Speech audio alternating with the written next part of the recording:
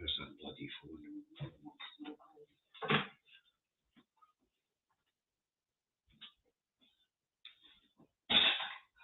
No, phone's eventually died.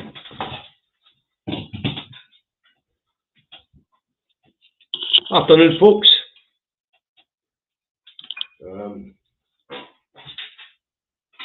What brings Davy to your screens today?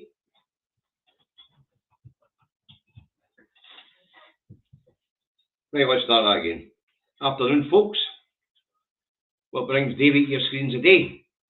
Well, the story starts last Wednesday. Right, sorry, last Tuesday. Says we get some pains in her chest.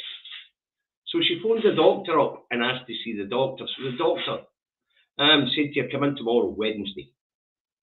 Okay. She went in, seen the doctor. The doctor wasn't happy with her. Said to her, I'll refer you to the emergency breast clinic. It'll take 12 to 15 days for an appointment to come through. So that was last Wednesday. Friday, Sarah gets a text from NHS Lanarkshire telling her her appointment would be today. So, from seeing the GP to seeing the breast cancer specialist and getting some tests done took exactly 7 days. Now, when Sarah and I left the hospital tonight, Hermyers, we arrived for her appointment at 14:20. She'd had her tests and was out the door by 16:20, 2 hours. Absolutely marvellous service. Between the GP and getting to see a specialist, 7 days, and seen and done with in 7 days. The breast cancer specialist, quite happy there's nothing wrong with Sarah. And the doctors just got it wrong. Couldn't find anything, couldn't see anything, the mammary, what's it called? Mammary scan? X-ray or whatever, couldn't see anything on the ultra scan as well. So they're quite happy there's nothing wrong with her. But once again, well done NHS Lanarkshire. But as I say, when we got into the car, there is some report about a NHS 40 bits as usual. On staffing level, apparently there is a shortage of consultants in the North East. Newsflash, there's a shortage of consultants right across these islands. Why is there a shortage of consultants right across these islands? Because Westminster has undercut and underfunded the NHS in England, so the consequences have come to Scotland. And the doctors are stressed and overworked because of underinvestment.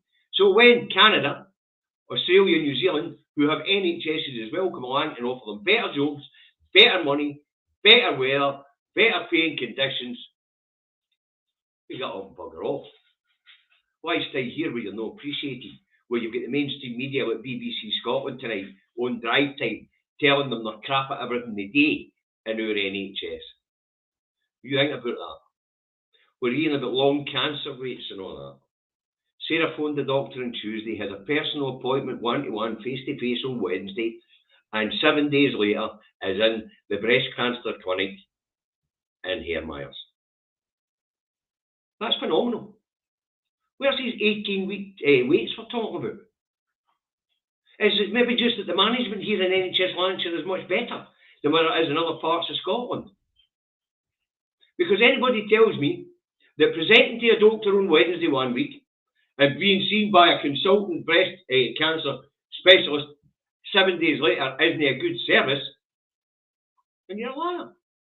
It's a phenomenal service. Well, of course, who did they get on to talk about it? And we'll get a wee bit more of this tomorrow when the two Davies is on.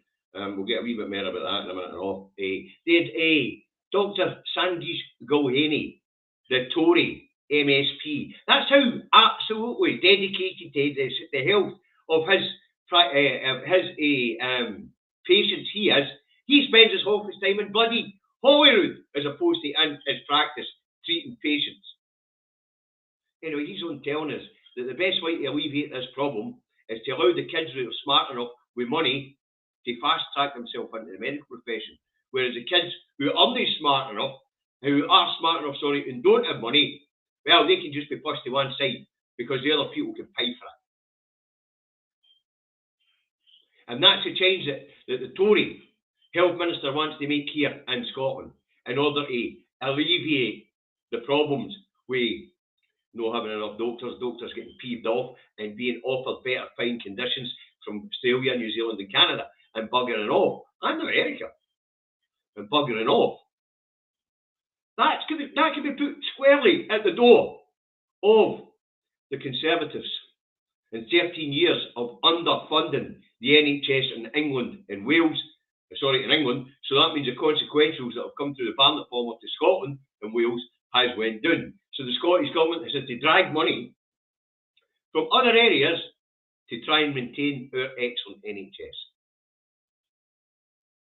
There's only one way to protect that NHS, and that's for us to get Scottish independence. And to be fair, the breast cancer specialist that Sarah's seen today clocked Sarah's t-shirt, clocked my fleece, society, the Wall Society, and then of course Sarah takes the dragon t-shirt off and she's wearing a tartan bra, and the wee woman started laughing, and she says, "You two are a pair of proud patriots, aren't you? Good." That's as far as the conversation went.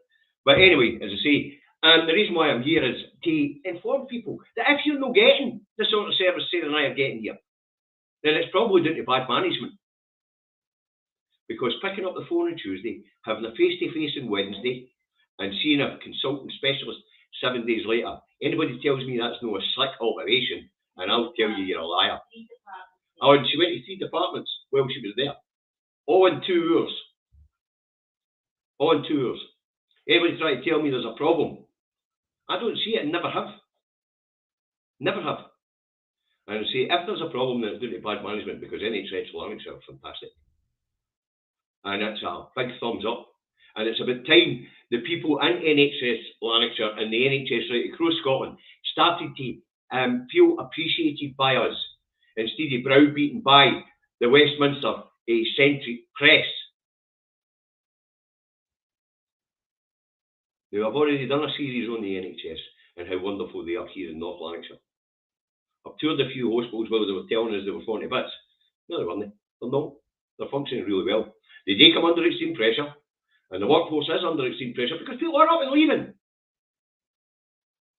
I mean, they trained for 7 years to get to where they are, to find that they're being overworked because of cuts elsewhere in a different land by a different government that we don't vote for.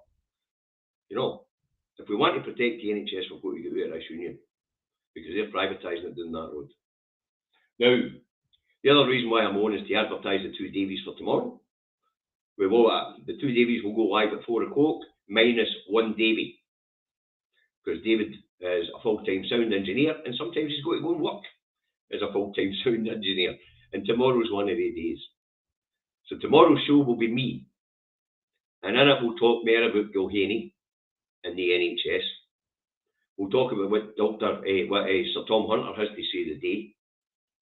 And once again, we'll talk about drug deaths, and we'll talk about road traffic deaths. Because the amount of pish that is being spewed in the mainstream media today is enough to turn my stomach. So we'll sort it out tomorrow, and you'll get the truth of what's actually happening with road deaths and drug deaths. All right. You guys have a nice day. 2 Davies tomorrow, 1600.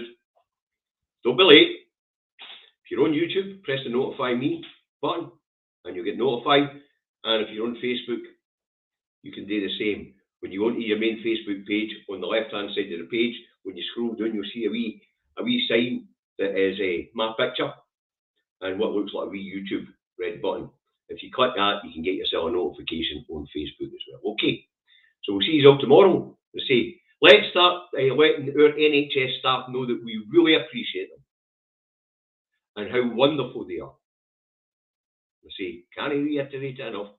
Phone for an appointment Tuesday, see a doctor on Wednesday, see a specialist the following week. Anybody tries to tell me that's not a slick operation, I'm going to call them a liar. Have a nice day. Bye now.